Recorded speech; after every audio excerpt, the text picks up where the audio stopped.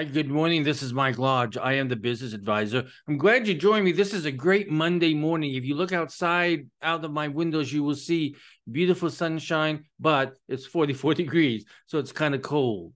Hey, I wanted to talk today about something that, in fact, I'm going to cover the next 5 days. We're going to cover the topic of leadership and how you can become a better leader. And I'm going to be following the steps in my book, which is called You Can Lead. And we are going to go through a lot of different things that are just basics about leadership, but are very important because I feel, and the reason why I wrote the book is because I felt that there are no more leaders being developed. We are having a lot of political things. We're having people push political agendas, but they're not pushing the principles of leadership, of ethics and morals and determination, and trying to do better in their job and trying to enthuse others to do better in their job. So that is something that I feel really important. That's why I wrote the book. Way, way long time ago, when I first started my business, I was at the point where I wanted to start a business where I could help other individuals or other companies. So I set up a company, and it was called Lodging Company at that time. And I wanted to take on projects that no one else wanted to take on. So I took on projects that people said, I don't want to do this.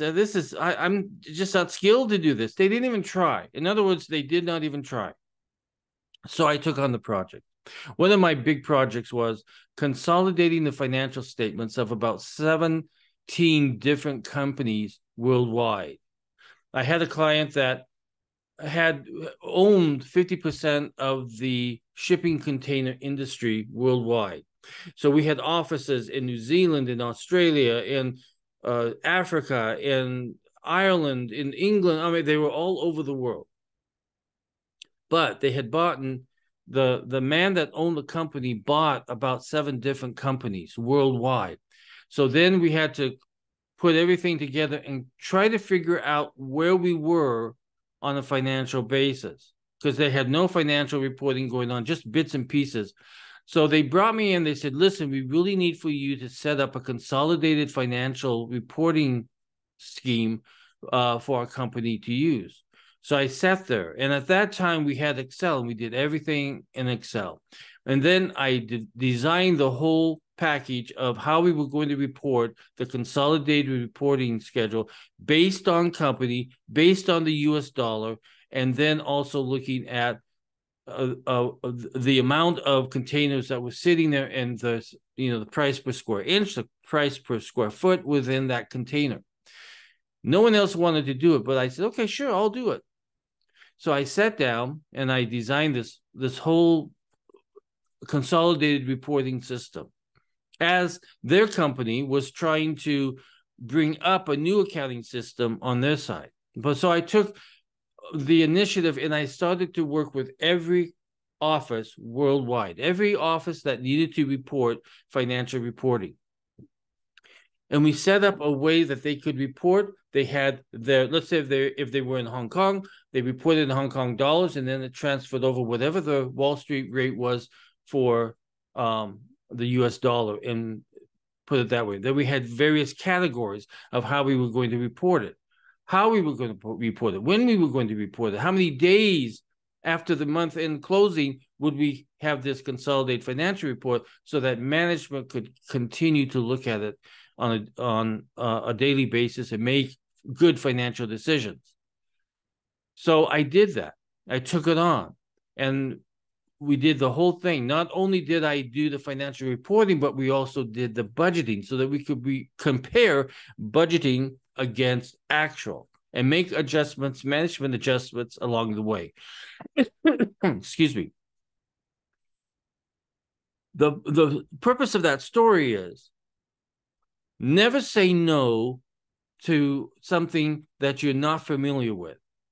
Take it on, and do it, and do it with gusto. The key word there is gusto, because if you do it with gusto, you are going to learn so much. You're going to know how the company operates. You're going to know how things happen down at the shipping docks. You're going to know what happens when they pack those containers. You're going to know how long it takes to get from point A to point B. You know all the customs issues. You know what the expenses are associated with that.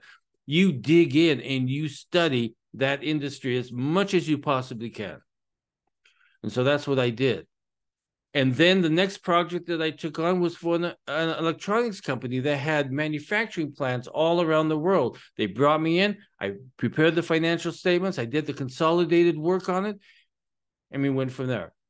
But I wasn't afraid to take on projects. I have taken on so many different projects for in the entertainment industry, of setting up corporations, of doing the full taxation of these businesses, doing the financial analysis of it, things that I really have truly begun to love to do.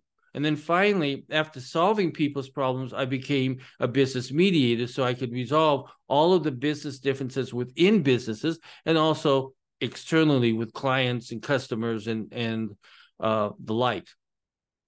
My point is, don't be afraid to take on something that you know nothing about, because you have the ability to study it quickly, understand the industry, ask the right questions, talk to the right people, and get to a solution that you can move the company forward or move even yourself forward, because sometimes ourselves, we need movement also. So in the end, even to this day, I'm still taking on projects. I just took on a project where I formed a home health corporation in California for a client, did the full Medicare and everything, wrote all the policies, did the website for them. I did everything for them. I took on a project that I didn't know home health all that much, but I do now. I know it from the financial standpoint and from the operation standpoint. So I am truly, in fact, all the companies that I've started, the real estate company I started, the home health, not the home health, but the healthcare staffing company, the nursing review school that we started. Well, we had a whole bunch of different companies, but I did it because I wanted to learn. And if you are willing to learn, if you're willing to delve into the aspects that you are not familiar with and you need to become familiar with, you will advance yourself and you will advance your company. You will advance your expertise, and people all over the world will want you at some point in time. So just remember, it's not just what you know, but what you're going to learn. And you have to continue to focus on that every single day. Learning is an important aspect of leadership.